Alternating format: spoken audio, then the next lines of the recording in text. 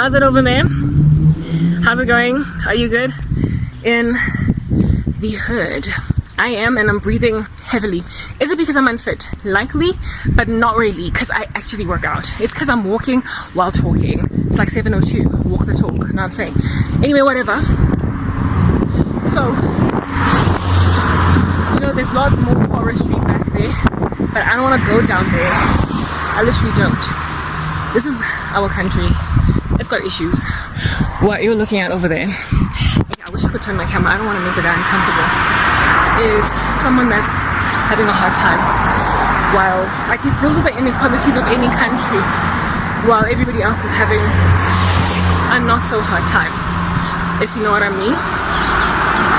During a time when everybody is just kind of like pretending that is not an issue. Somebody trying to take food out of a garbage can, and that guy is actually light in comparison to what we sometimes see in this country. There are sometimes, what do you call this, guys pushing these like big fat trolleys or whatever that have got all different kinds of recyclable material because they use it to exchange it for money. They recycle better than us. So how can I describe it? It's like the ecosystem in the wild, you guys, where in the food chain there are animals that get eaten and those that are the eaters, the predators and prey. And then there's plant life that also contributes to the food of the ones who always get eaten. So wherever it is that you find yourself in the food chain, boo-hoo, that's how God did it. Except human indiscretion and inequality is not created by God. It's a sin of man.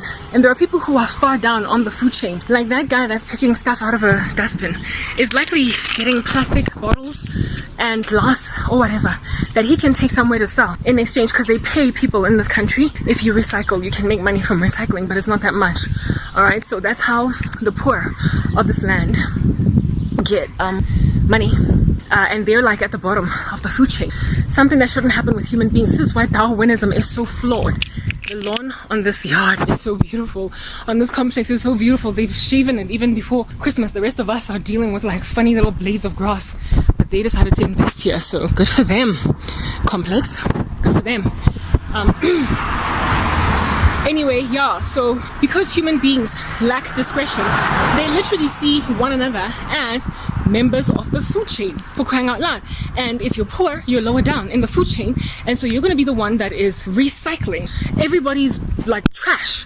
You're gonna, you know, the dustbin in our houses has got glass, it's got plastic, it's got apple cores, it's got all these other random weird things in it, and we have a responsibility to separate them according to glass, apple cores, like perishable goods.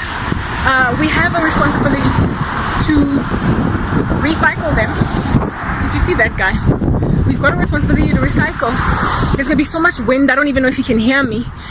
We've got a responsibility to recycle and partition them, but there are people who at the like municipality, it's not like a whole big fat law in this country, by the way. It's not, hey? Like even if you go to like a McDonald's, there's no separate place where you can throw away plastic and glass and paper and all that jazz, and also the perishable food, like leftover food and whatnot. They leave it to municipal workers that are severely underpaid.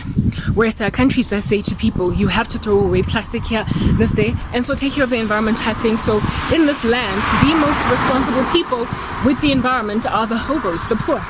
Because they're the ones that collect plastic from our dustbins, and they're the ones that collect paper from our bins. They're the ones that collect all different kinds of recyclable materials from our dustbins and separate them for us before the garbage collection bin company comes to collect.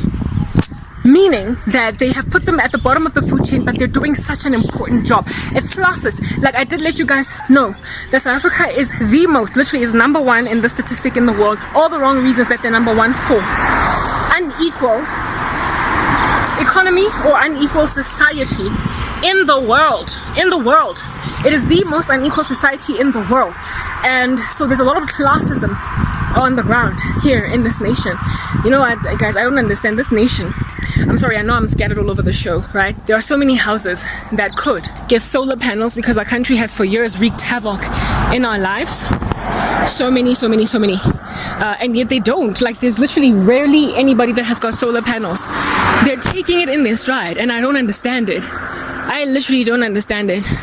Okay, so I'm turning a corner here.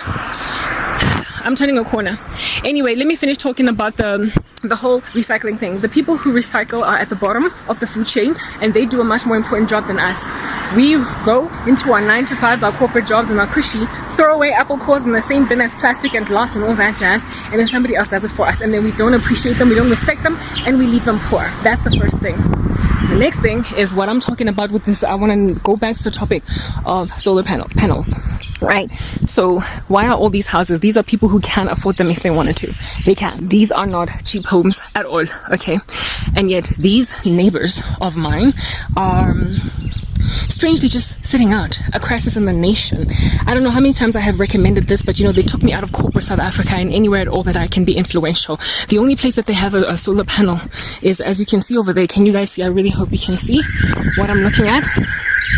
That that tiny little solar panel is there for, oh come on, you and your car, is for the gate. They've put a solar panel to operate the gate during the current power cut that is going on.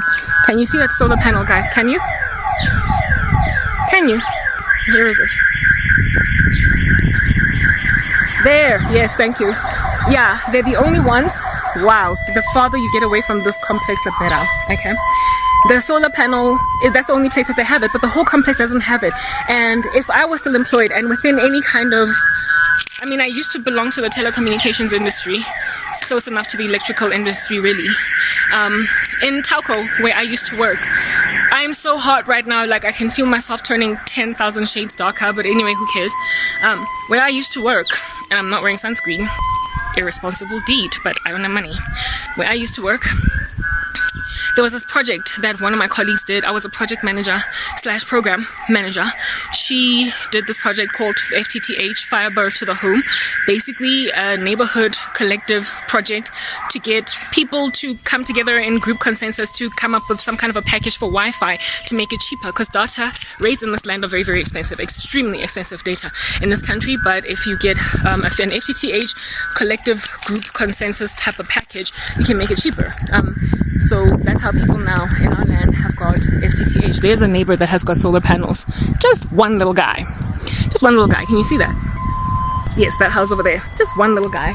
Everybody else doesn't have them. Anyway, so I remember just thinking, why don't South Africans do, or why don't companies in this country come up with a bit of an FTTH, but tantamount of it for electricity, for whether it's wind or solar power, whatever, to power up neighborhoods like this? Because I'm pretty sure that all these people, that little river I was telling you about, or that lake or whatever, like body of water that flows, it's going all the way through here, and then there's a bridge that I'm walking on, and then it just goes all the way there. I don't know where it connects to. Maybe there's just gay or something. Yeah, no, solar panels. It's a total thing that can be done, but South Africans have been dumbed down, guys, for whatever reason. And I think it has everything to do with principalities, powers, rulers, spiritual wickedness in high places. Like, seriously, like wickedness in the sky is causing South Africans to not think straight. They're not thinking straight. And as a result of not thinking straight, they're not coming up with solutions to overcome a silly government that is not getting uprooted fast enough. Let's move on to the next part.